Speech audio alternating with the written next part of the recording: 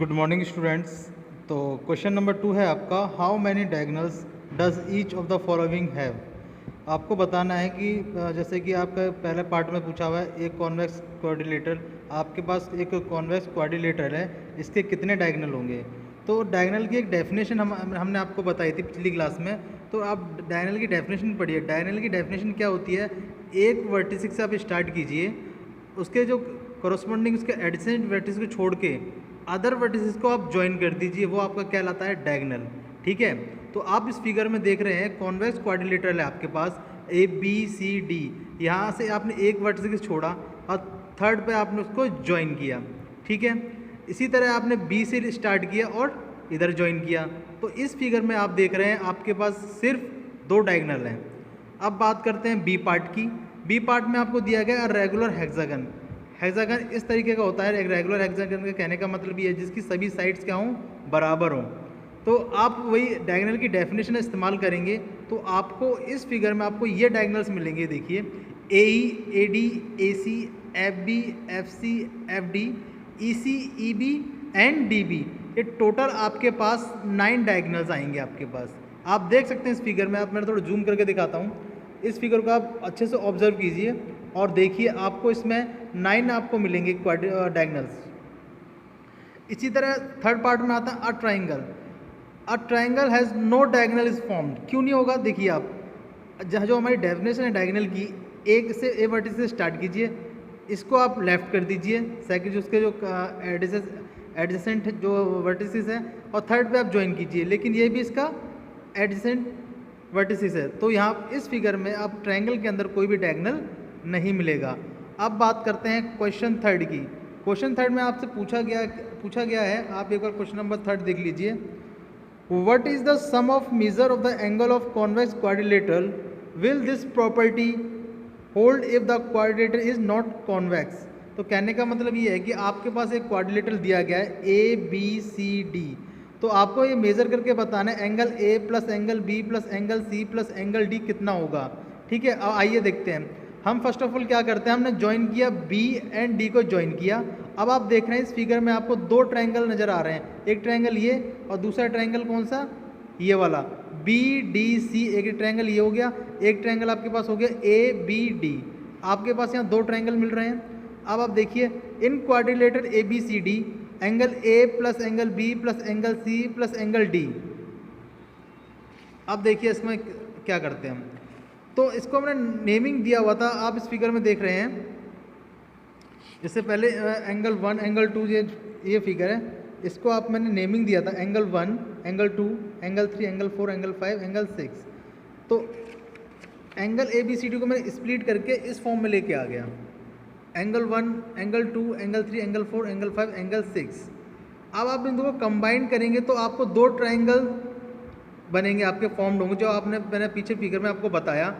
Bye angle sum property of a triangle, this triangle is from 180 degree, this triangle is 180 degree, 180 plus 180 is equal to 360 degree. तो आपने find किया था angle sum property of a quadrilateral is 360 degree.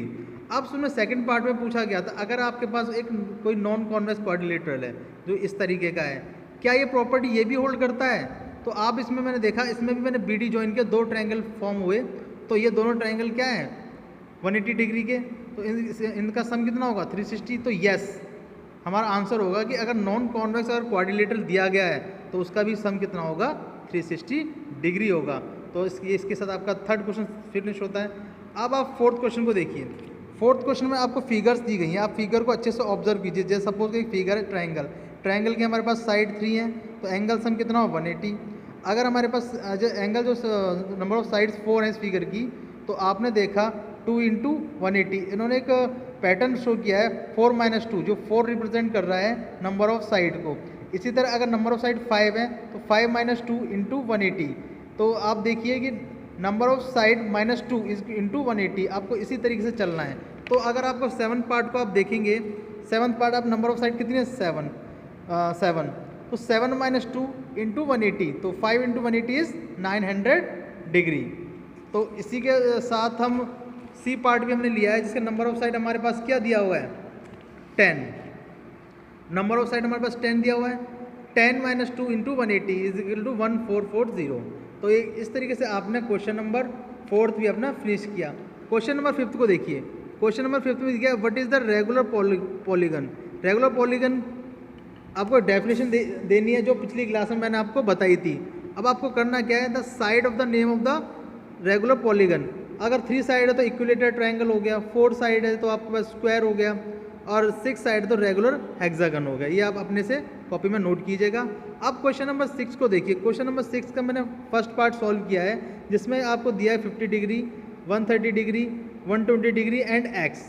आपको पता है angle sum property of a quadrilateral कितना होता है 360, यानी इन सभी एंगल्स का सम कितना होगा 360। आपको 3 एंगल दिए गए, चौथा निकालना, तो अब निकाल लेंगे, बहुत ही सिंपल है। अब देखिए इस फिगर को मैंने इस तरीके से रिप्रेजेंट किया, नेमिंग किया हुआ है, तो इनका सम 360 हुआ। और समझाया अभी ये angle sum property of quadrilateral, तो x प्लस 300 इसके 360 डिग्री, तो x आपका निकल के आएगा 60 डिग्री। अब इसके बाद मैंने सॉल्व किया है डी पार्ट। डी पार्ट में आप देख रहे हैं कि पांचों साइड बराबर है, ये रेगुलर पेंटागन है। अगर पांचों साइड इसकी बराबर है तो सभी एंगल इसके क्या होंगे, इक्वल होंगे। तो given figure is regular pentagon, जो आपको गिवन जो फिगर दी गई है वो रेगुलर पेंटागन है। और angle A, angle B, angle C, angle D, angle equal to 5 minus 2 180 degree, जो हमने फिगर से जो ऑब्टेन किया था फॉर्मूला वही इसमें लगाया हुआ है। तो इन पांचों का सम कितना होगा 540, और सभी एंगल हमारे क्या हैं, इक्वल हैं, इक्वल है, x डिग्री के बराबर है। तो 5 times of x plus add किया हमने x plus x plus x, क्योंकि इसके सभी एंगल क्या होंगे, इक्वल होंगे। एक एंगल इसमें x डिग्री दिया हुआ था तो सभी x डिग्री के हो गए। तो टोटल कितना 5x इक्वल टू 540, तो x इक्वल टू निकल गया 108 डिग्री आपका एंगल मेजर हुआ। अब क्वेश्चन नंबर 7 का फर्स्ट पार्ट देखिए। इसमें क्या किया गया है, z x y आपको फाइंड करना है और तीनों को सम करना है।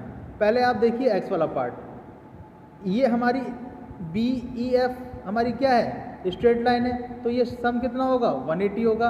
अगर सम 180 है, ये आपका 90 है, तो x आपका निकल के आएगा कितना आएगा 90 डिग्री।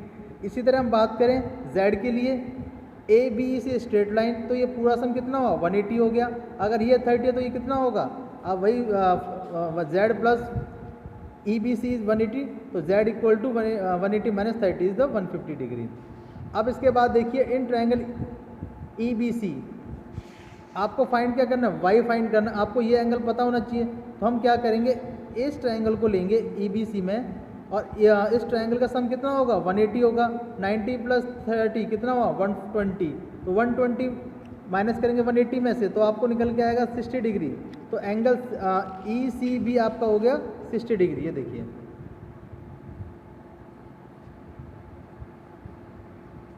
ठीक है, तो आपका जो एंगल आया ई सी बी 60 डिग्री।